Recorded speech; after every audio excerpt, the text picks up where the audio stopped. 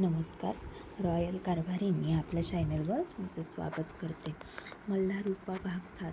सतीश रागिणीला म्हणाला, काय गं रागिणी, तू कॉलेजमध्ये लायब्ररीमध्ये काम करशील का? तिथे एक मुलगी हवी आहे. रागिणी म्हणाली, का नाही करणार सर, नक्की करेल मी. सतीश म्हणाला, अरे वा, मग तर बरं झालं. कुठेही इकडे तिकडे लांब जाण्यापेक्षा तू कॉलेजमध्येच लायब्ररीमध्ये काम केलं तर तुलाही बरं पडेल. रागिणी म्हणाली, हो ना सर, माझ्या कामाचं तुम्ही पाहाल का तेवढं? सतीश म्हणाला, रागिणी तू काही काळजी करू नकोस, मी प्रिन्सिपल मॅडमशी उद्या बोलून घेतो या विषयावरती. जर त्या म्हटल्या ठीक आहे तर मग तू इंटरव्ह्यू द्यायला जा आणि फुल टाईम काम आहे, तुला चालेल ना? रागिणी म्हणाली, हो, का नाही चालणार, चालेल की. आता कुठे मला कॉलेज आहे, मला जमून जाईल. सतीश म्हणाला, बरं, आणि काय गं, त्या मेसवाल्यांना खरं सांगू ना की काही दिवस डबा नको म्हणून? कारण की तू जर कामाला लागली तर तुला स्वयंपाक करून कामाला जावं लागेल. माझा डबा पण असतो सकाळचा, मी उपाशी जाणार नाही बरं का कॉलेजला. रागिणी म्हणाली, अहो सर, तुम्ही काही काळजी करू नका, ही रागिणी तुम्हाला वेळेच्या आधी डबा देईल, मग तर झालं ना. आणि मी माझं कौतुक नाही करत, पण माझ्या हातची चव तुम्हाला अजून माहिती नाही आहे. फक्त मला सगळं सामान आणून देत जा, सगळे एक एक पदार्थ तुम्हाला बनवून देत जाईल. रागिणीचा स्वभाव मुळातच खूप गोड होता. सतीशने तिला मदत केली हे ती कधीच विसरणार नव्हती. रागिणी सतीशला म्हणाली, काय हो सर, मला दुपारी खूप वाईट वाटलं की तुम्ही असं जेवण जेवता. आणि सतीश म्हणाला, काय करायचं? बोलता बोलता म्हणाला, माझं अजून लग्न झालं नाही ना, म्हणजे बायकोने दिलं असतं बनवून चमचमीत जेवायला. तिच्यावर ऑर्डर करता येते, पण मेसमध्ये कशी करायची? ते जे देतील तेच आपल्याला खावं लागतं, हो का नाही? सतीश आता एकदम फ्री रागिणीशी बोलत होता, जसे काय मित्रमैत्रीणच आहेत असा दोघांचा संवाद चाललेला होता. सतीश म्हणाला, आई दादा म्हणत आहेत की सतीश आता चांगल्या नोकरीला लागला आहेस, घरसुद्धा आहे, सगळं अगदी व्यवस्थित चाललं आहे, मग तू लग्न कर. तू कुठली मुलगी पाहिली आहेस का? का आम्ही तुझ्यासाठी पाहू? मी आईबाबांना म्हणालो, तुमच्या विचारांना ब्रेक लावा, मला गुणी, समजून घेणारी, मोठ्यांचा आदर करणारी बायको हवी आहे. पण आजकाल मुली अशा भेटत नाहीत ग रागिणी. 1-2 मुलींना भेटायला गेलो होतो पुण्यामध्ये, एकटा राहतो, नोकरी चांगली आहे म्हणून एका पायावर लग्नासाठी तयार झाल्या होत्या. पण तेव्हा त्यांनी मला अट काय घातली, तुम्ही दोघेजण भाऊ आहात, मग तुमचे आई वडील आत्ता गावाला राहत आहेत, पण नंतर ते आपल्याकडे आले नाही पाहिजेत, गावालाच राहिले पाहिजेत. मी त्यांच्याकडे बघतच राहिलो. डायरेक्ट स्पष्ट मला असं बोलायला लागल्या त्या. रागिणी म्हणाली, अरे बापरे, मग?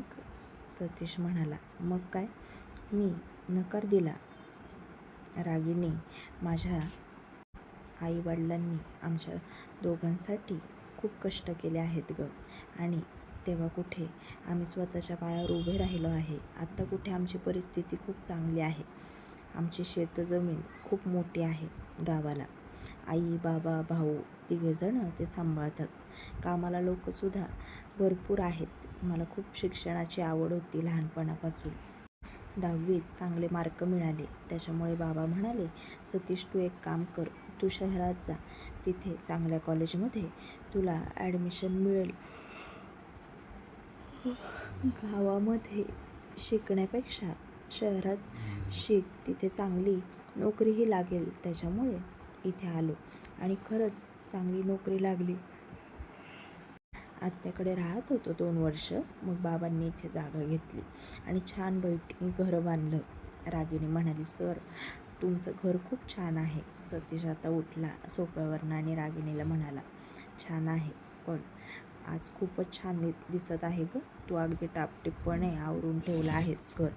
थँक्यू रागिणी. रागिणी आता सतीशला म्हणाली, तुम्ही कशाला थँक्यू म्हणत आहात? तुम्हाला आवडत नाही ना?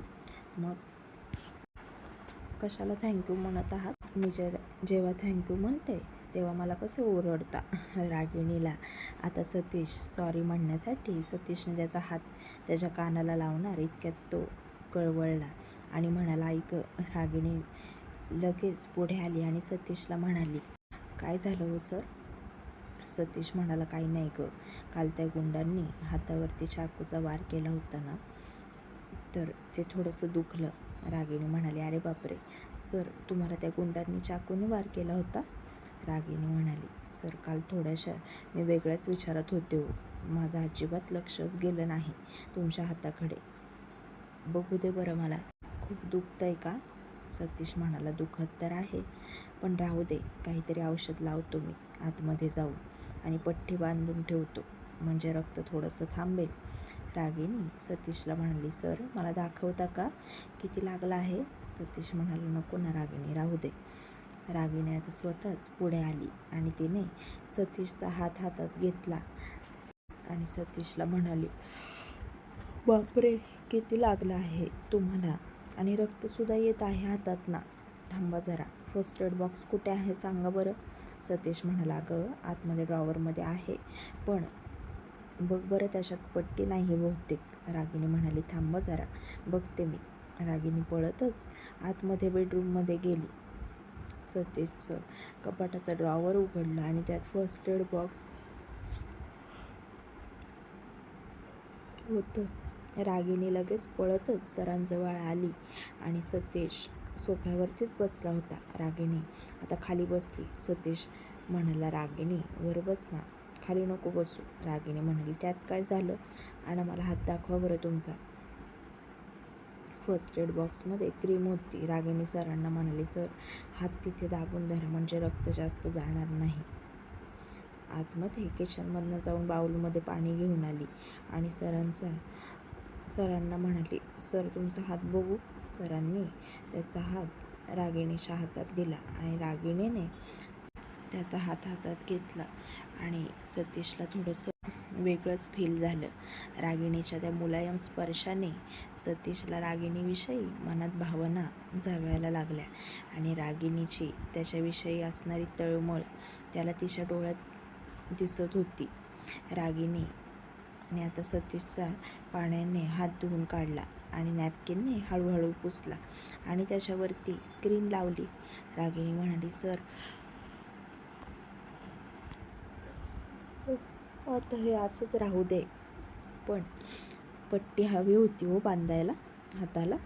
सतीश म्हणाला, राहू देत पट्टी, त्याची काही गरज नाही. रागिणी म्हणाली, अहो पण जर ही जखम अशीच उलटी ठेवायची नसते. रागिणी आता सरांना म्हणाली, थांबा जरा, मी आणते काहीतरी बांधायला. रागिणी रूममध्ये आली तर रूपा कपड्यांच्या घड्या घालत होती. रागिणी रूपाला म्हणाली, काय गं रूपा, अशी एखादी सुती ओढणी आपल्या कपड्यात आहे का बघ बरं. रूपा म्हणाली, बघते हा ताई, पण कशाला? रागिणी म्हणाली, तुला सांगते मी नंतर, पण बघ ना तेवढं. पण शोधते बॅगमध्ये आहे का. रागिणीला सापडली, पण नेमकी तिच्या आवडत्या ड्रेसवरची ओढणी होती. रूपा ताईला म्हणाली, काय गं ताई, अगं ओढणी घेऊन कुठे चालली आहेस? रागिणी म्हणाली, अगं सरांच्या हाताला लागला आहे म्हणून त्यांच्या हाताला ही ओढणी बांधते. रूपा म्हणाली, अगं पण ताई, तुझ्या ओढणीला डाग लागेल ना. रागिणीने आता रूपाकडे पाहिलं आणि रूपा शांत झाली. रागिणी म्हणाली, माझ्या ओढणीचं काय घेऊन बसलीस तू?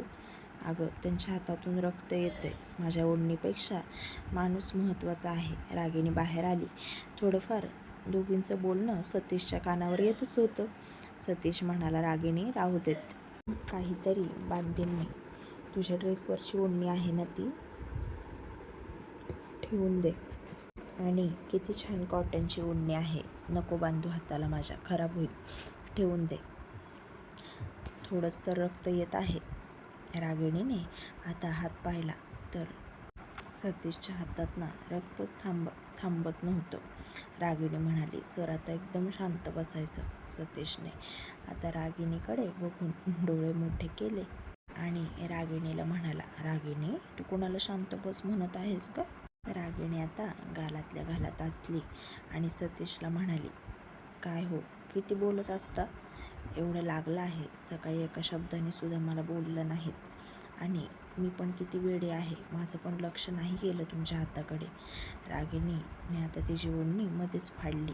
सतीश आता रागिणीकडे पाहतच राहिला आणि तिने त्याच्या हाताला ओढणी बांधली. डोळ्यातनं अश्रू आले तिच्या आणि ती सरांना म्हणाली, काल तुम्ही वेळेवर आला नसता तर, असं म्हणाली आणि शांत झाली. तिच्या अश्रूंचे थेंब सतीशच्या हातावरती ओघळत होते. माझ्या ओढणीचं एवढं काही घेऊन बसला तो तुम्ही, असं म्हणाली आणि दारात लगेच मेसवाले काका डबा घेऊन उभे राहिले. सतीशची आणि त्यांची चांगली ओळख होती. सतीशच्या मित्राचीच मेस होती. त्यांनी आवाज दिला, येऊ का रे सतीश? रागिणी लगेच सतीशपासून लांब झाली आणि तिथेच ओढणी होती, ओढणी घेऊन उभी राहिली.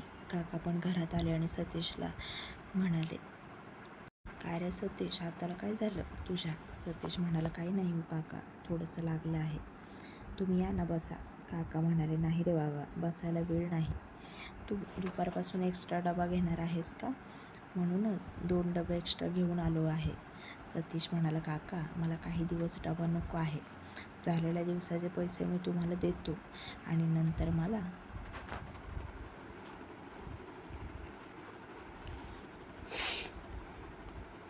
मेस लावायची असेल तेव्हा मी तुम्हाला सांगतो. काका म्हणाले, काय रे, ही मुलगी कोण आहे? सतीश म्हणाला, हो काही नाही, माझ्या नातेवाईक आहेत ना, त्यांची मुलगी आहे ती. थोडे दिवस राहायला आली आहे माझ्याकडे. पुण्यामध्ये तिचं कोणीच नाही ना ओळखीचं, म्हणून मी म्हटलं इथेच घे. ती एकटी नाही, बरोबर तिची धाकटी बहीण आहे बरं का. काका म्हणाले, हो का, ठीक आहे, चालेल. रूपासुद्धा आता त्यांचा आवाज ऐकून बाहेर आली आणि ताईच्या शेजारी येऊन उभी राहिली. सतीशने दोघींची पण ओळख करून दिली, ही रूपा आणि ही रागिणी. रागिणीने आणि रूपाने त्यांना लांबून नमस्कार केला. काका म्हणाले, राहू दे. सतीश, तुला कधी जेवणासाठी डबा लागला तर सांग मला आठवणीने. सतीश आता तिरख्या नजरेनेच रागिणीकडे पाहत म्हणाला, मला नाही वाटत आता त्याची गरज लागेल म्हणून. काका म्हणाले, काय रे, काय म्हणालास? सतीश म्हणाला, काही नाही आहो, ते मी म्हटलं सांगतो मी. काका म्हणाले, बरोबर, ठीक आहे, चला येतो मी, असं म्हणाले आणि काका निघून गेले. पुढील भाग पाहण्यासाठी चॅनलशी कनेक्टेड राहा आणि अजून सबस्क्राईब केलं नसेल चॅनलला तर नक्की सबस्क्राईब करा.